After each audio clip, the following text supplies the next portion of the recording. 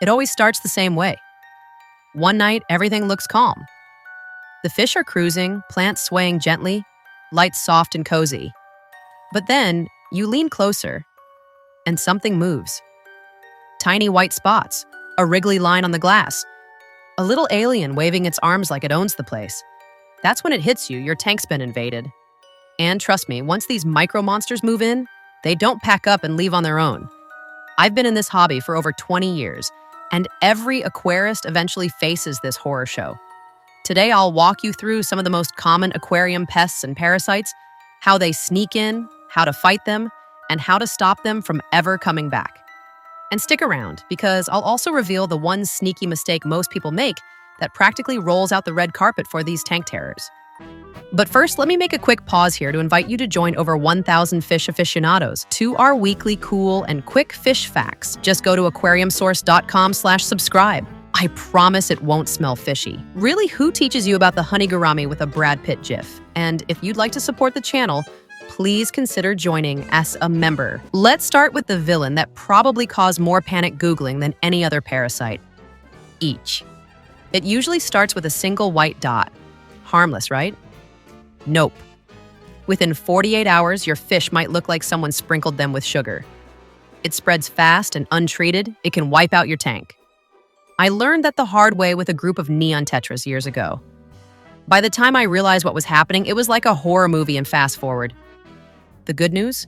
Itch is beatable, but you have to catch it fast. Next up, planaria. These tiny white or translucent worms crawl on your glass, sometimes waving around like they're in a horror ballet. The thing is, planaria aren't usually dangerous to fish, but they are a big red flag. They thrive in tanks with excess food, waste, or gunk building up. Think of them as the unwelcome house guests that only show up because someone left pizza out. Hydra are honestly kind of fascinating if they weren't so creepy. Tiny alien-looking critters with little tentacle arms. And yeah, they can sting fry and shrimp. I once spotted them in my shrimp tank and nearly jumped out of my chair because under a magnifying glass, they look straight out of a sci-fi movie. Now this one is the big bad, Camellanus worms. If you ever see thin red worms sticking out of your fish's vent area, you've got a serious infestation. These guys are internal parasites that feed on your fish and can kill if untreated. And here's the worst part. By the time you actually see them, they've already been in your tank for weeks. I once treated a molly tank for these, and let's just say, it's not something you forget. And finally, algae. It's not technically a parasite, but when it takes over, it sure feels like one. Green fog, slimy decorations, endless scrubbing. I've walked into fish rooms that looked more like swamps than aquariums. A lot of people freak out and think it's the end of the world, but really, algae is just the tank's way of screaming, "Hey buddy, something's out of balance here." So, how do these little nightmares actually get into our tanks in the first place? I'll bet most of you are guilty of this without even realizing it. Pests don't appear out of nowhere, they hitchhike. Every time you bring something new into your tank, a plant, a fish, a decoration, a scoop of substrate from a friend's tank, you're basically opening a little door, and if you don't check who's walking in, well, guess what? You've got new roommates. For example, a single hydra polyp can hitch a ride on a plant leaf and reproduce in your tank. Planaria can survive in a net that wasn't dried properly. Camellanus worms can arrive inside an apparently healthy fish. Even algae spores can float in on a wet hand or unwashed decor. Once they're in, their population can explode before you even notice. Especially if the tank's a little off balance, too much light, too much food, too few water changes. It's like throwing a party and leaving the door unlocked. But here's the part that a lot of newer hobbyists don't realize. Pests are beatable. You don't need to nuke your whole tank or panic buy every medication on the shelf. You just need a smart, layered approach. Quarantine tanks. I know, setting up a quarantine tank sounds like a pain. A lot of people skip it because it seems like extra work or extra cost. But trust me, I've skipped QT before and paid for it big time. A 10 to 20 gallon bare bottom tank with a cheap sponge filter can save you hundreds of dollars in meds and dead fish later. Quarantine gives you time to observe new arrivals and catch any issues before they hit your display tank. Think of it like airport security. For fish, each pest needs a specific counterattack. For Ike, I usually raise the temperature slightly, not too much, and treat with something like IX or salt baths depending on the species. The key is to break the parasite's life cycle. Camelonus worms are trickier. You'll need an actual antiparasitic like levamisole or fenbendazole, and often more than one round to kill the worms and their larvae. For Hydra, a well-timed treatment or manual removal can do the job.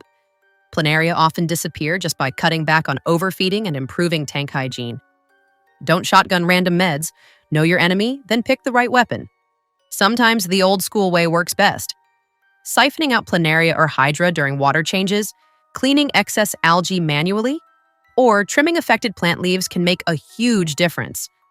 I once saved a shrimp colony just by running a daily gravel vac for a week. Remember, pests thrive when your tank's out of balance. Too much light?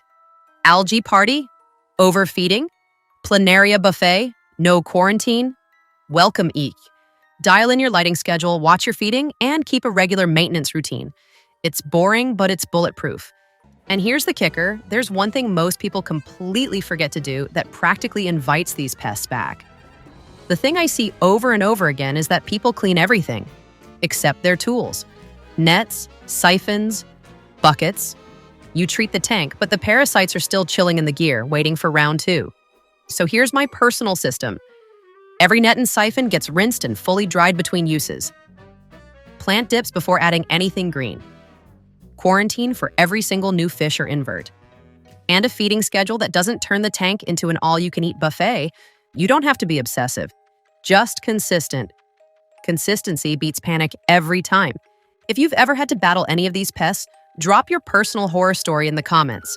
What was the worst infestation you faced?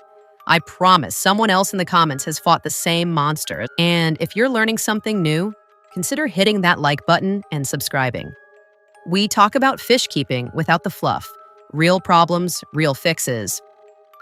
Parasites and pests are a rite of passage in fish keeping. It's not about avoiding them forever.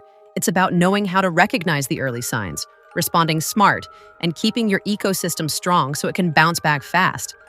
And when you can spot trouble before it becomes a nightmare, your fish keeping journey gets a lot less stressful. If you want detailed quarantine and treatment guides, just go to aquariumsource.com and search for any of the pests. Thanks for watching, and until next time, keep those micro monsters out of your aquarium.